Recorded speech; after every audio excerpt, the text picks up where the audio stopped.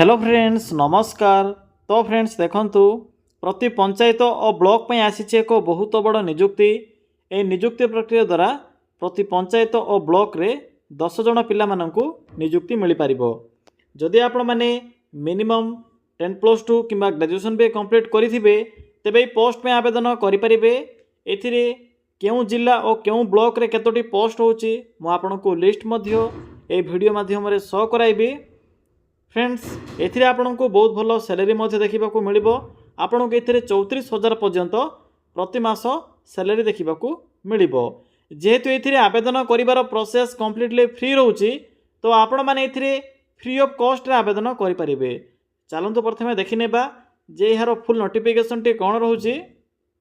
Friends आपण मैंने किपरि आवेदन करेंगे आवेदन कर प्रोसेस टी मुझे ये वीडियो माध्यम जनइबी। तो वीडियो को शेष पर्यंत देखने जदि आपण माने प्रथम थर पई आम चैनल रे विजिट करूछंती तेबे एई भली नुआ नुआ सरकारी जॉब रो न्यूज़ पाइबा पई चैनल टी को सब्सक्राइब करी वीडियो को भी गोटे लाइक कर नियंतु। फ्रेंड्स देखंतु एही पोस्ट रे केउ मान आवेदन करि परिबे हु कैन अप्लाई। एथिरे ऑल ओडिसा रो पिला मान आवेदन करि परिबे। आम ओडिसा रो सबु जिल्ला रो पिला माने एही पोस्ट पे आवेदन करि परिबे। जेंडर टी भी बहुत मेल एंड फीमेल रोचे। उभय पुरुष और महिला प्रार्थी माने भी यही पोस्ट आवेदन करें। जदि आम सैलरी कथा कहबा तेबे 34,000 टंका आपन को पर मंथ सैलरी देखा मिल जहाँकि एक बहुत भल सैलरी रहिबो। जदि आम जॉब टाइप कथा कहबा तेबे गवर्नमेंट जॉब रहिबो सरकारी चाकरी रहिबो निज पंचायत और ब्लॉक अंडर रे आपण माने एथिरे पोस्टिंग पाई परिबे। नेक्स्ट आसिला पोस्ट नेम एथिरे जीपी कोऑर्डिनेटर जहाँकि ग्राम पंचायत कोऑर्डिनेटर सहित सीआरसी डीपी कोऑर्डिनेटर पोस्ट में एथिरे वैकेंसी रहिबो। ओवरऑल कहबाकू गले एथिरे पंचायत और ब्लॉक लेवल रे कोऑर्डिनेटर पोस्ट में नियुक्ति रहिबो। ए देखंतु पिला माने एप्लीकेशन फी कंप्लीटली फ्री रहउची। जनरल हो ओबीसी हो एससी एसटी हो मेल फीमेल सबु कैटेगरी रो पिला मानक पई एथिरे आवेदन करिवार प्रोसेस फ्री रहिबो। तो फ्री ऑफ कॉस्ट रे आपण माने एथिरे आवेदन करि परिबे। आपण को एथिरे टंकाटिए भी एप्लीकेशन फी पेमेंट करिबार आवश्यक नाही। नेक्स्ट आसिला सैलरी जहाँकि बहुत भल सैलरी रहिबो 34,000 टंका आपण को एथिरे स्टार्टिंग सैलरी देखिबाकू मिलिबो जहाँकि पर मंथ सैलरी रहिबो। नेक्स्ट आसिला एज लिमिट। फ्रेंड्स एथिरे आवेदन करिबा पई मिनिमम एज लिमिट रहउची 18 वर्ष मैक्सिमम रहउची 42 वर्ष।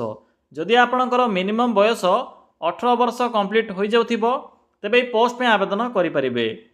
एवं ओबीसी एससी एसटी या सहित फिजिकल हैंडिकैप कैटेगरी रो पिला माननकु एथिरे एज रिलैक्सेशन मध्य मिल पारिबो जाकि एक्स्ट्रा एज लिमिट रहउची। नेक्स्ट आसिला सिलेक्शन प्रोसेस। एथिरे मार्क बेसिस रहउची नो एग्जाम रहिबो कोनसी प्रकार एग्जाम नाही केवल आपणकर कैरियर मार्क अनुसार सिलेक्शन करा जिवो। प्रथमे इंटरव्यू रोचे। इंटरव्यू रे आपणकर डॉक्यूमेंट वेरिफिकेशन सहित आपणकर जो कैरियर मार्क थिबो सही आधार रे सिलेक्शन करा जिवो। शेष रे आपणकर फाइनल डॉक्यूमेंट वेरिफिकेशन बा डीवी रहिबो। तो एही प्रोसेस द्वारा आपण माने एथिरे सिलेक्शन पाई परिबे। नेक्स्ट आसिला इंपोर्टेंट डॉक्यूमेंट। पिला माने देखंतो कोन सब डॉक्यूमेंट गुडी को एथिरे मेंशन अछि। जेते बेले आपण माने एप्लीकेशन फॉर्म को एको एड्रेस रे पठाइबे केउठो फॉर्म पाइबे मु आपनको कहिबी। तो सही समय यही सब डॉक्यूमेंट गुड़िक आवश्यक पड़ो जपरिक all qualification certificate photo resident certificate caste certificate Aadhaar card बस यही सब माइनर डॉक्यूमेंट गुड़िक आवश्यक पड़ो। नेक्स्ट आसिला एप्लीकेशन मोड। एथिरे ऑफलाइन प्रोसेस रहउची आपण माने स्पीड पोस्ट किंबा रजिस्टर पोस्ट माध्यम रे ए वैकेंसी रे आवेदन करि परिबे। देखंतो जो डेट रहउची अप्लाई करिवार डेट भी स्टार्ट होई सारिछ ऑलरेडी। तो चलतु आ डेरी नक आलोचना करवा जे आपण मैंने किपर ए आवेदन करेंगे। ए आवेदन कर कंप्लीट इनफॉरमेशन मुझे आपको केवे कहबी। फ्रेंड्स एथिरे आपण मैंने किपर आवेदन करेंगे देखंतु आवेदन करने सिंपली गूगल को आसी सर्च कर नियंतु। कौन सर्च करेंगे टाइप करेंगे ओडिशा देन स्पेस लिखिए GOVT जॉब देन लिखिए .in। देखिपारे पिला माने जेठरे कौन मु टाइप कली सिंपली यही टाइप करेंगे। यहाँ पर सर्च ऑप्शन पर क्लिक करेंगे। क्लिक कलापर आपण को प्रथमे जो साइट शो हेबो ओडिशा GOVT जॉब मेंशन अच्छी नेशनल फ्लैग रो सिंबल अच्छी। सिंपली साइड्र लिंक उपर क्लिक करंतु। क्लिक कलापर आपणक सम्मुखें यही एक इंटरफेस आसीथिबो। तो फ्रेंड्स देखंतु सिंपली आप मैंने साइट टी तलक स्क्रॉल करेंगे। एठे आपको एक लेटेस्ट जॉब रो एक ऑप्शन टी शो हेबो। जहाँ भी नुआ वैकेंसी आसी थाए से वैकेंसी इनफॉरमेशन आपको यही सेक्शन रे देखा मिलिबो। आपको प्रथम ही ओडिशा डिस्ट्रिक्ट कोऑर्डिनेटर रिक्रुटमेंट 2026 रो नोटिफिकेशन टी शो हो। सिंपली एठे क्लिक करंतु। क्लिक कलापर ये पोस्ट रो फुल इनफॉरमेशन शो हो। देखंतु 14 मई 2026 पर्यंत यार लास्ट डेट रोचे। तो जो मैंने भी भिडियो को देखुंत आपण मैंने 14 मई 2026 पूर्व यही पोस्ट रे आवेदन करें। मुझे तो सर्ट यार इनफॉरमेशन प्रोवाइड कर सारी। तो ये सिंपली शेष को आसतु ये साइड रो शेष को एठरे एक पीडीएफ लिंक शो हो। सिंपली पीडीएफ लिंक उपर क्लिक कर फ्रेंड्स आपण मैंने से पीडीएफ लिंक उपर क्लिक कलापर डिस्ट्रिक्ट प्रोजेक्ट ऑफिस तरफ आसवा नोटिफिकेशन टी शो हो जहाँकि district project office under vacancy रोचे। कौन वैकेंसी रोचे ए सीआरसी कोऑर्डिनेटर आपको ये शो हो जहाँकि क्लियरली मेंशन अच्छी देखिपे। ए मेंशन अच्छी सीआरसी कोऑर्डिनेटर जहाँकि डिस्ट्रिक्ट कोऑर्डिनेटर और block coordinator sorry friends GP coordinator under posting रहिबो। 14 मई पर्यंत यार डेट रहिबो। बाकी देखंतु एबे जो नोटिफिकेशन आसी बर्तमान सुंदरगढ़ जिला रोचे किंतु ऑल ओवर ओडिशा पिला माने आवेदन करें। तो गोटे गोटे डिस्ट्रिक्ट पे नोटिफिकेशन रिलीज होची। तो बर्तमान सुधा सुंदरगढ़ जिला पे आसी देखिपे। सुंदरगढ़ जिलार ब्लॉक एवं क्लस्टर एवं आपणकर जो रोचे पंचायत अंडर रे केतोटी वैकेंसी अच्छी वैकेंसी खाली अच्छी कि नहीं सब इनफॉरमेशन शो हो। टोटाल ए 34 ब्लॉक अंडर रे पोस्टिंग रोचे। किपर देखो आवेदन करेंगे आपको एठरे को एप्लिकेशन फॉर्मेट देखा मिलिबो।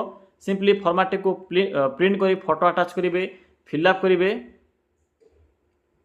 यापर आपंकर इनफॉरमेशन गुड़िक फिलअप करेंगे। फिलअप कलापर देखो डॉक्यूमेंट अटैच कलापर एठरे को एड्रेस मेंशन अच्छी।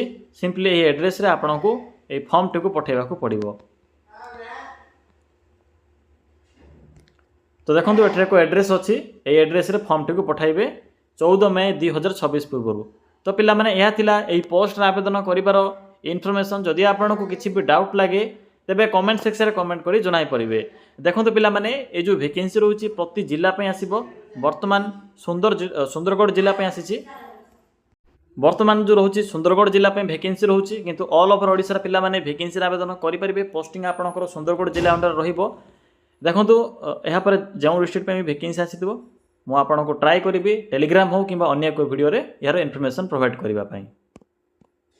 तो पिला माने देखंतु यार जो आपणकर जो क्वालिफिकेशन रोचे 10+2 और ग्रेजुएशन तो मिनिमम पास रोचे। या सहित आपणकर पीएसयू सेक्टर रे जहाँकि पब्लिक सेक्टर रे आपणकर एक्सपीरियंस मध्य एथिरे मैंडेटरी मेंशन अच्छी किंबा आपणकर जदि आपण माने लेवल 4 किंबा लेवल 5 रे रेगुलर एलिमेंटरी टीचर किंबा आपणकर जदि हेडमास्टर पोस्ट एई भली किछि आपणकर एक्सपीरियंस थिबो या सहित तो एक्सपीरियंस थिले मध्य आवेदन करि परिबे।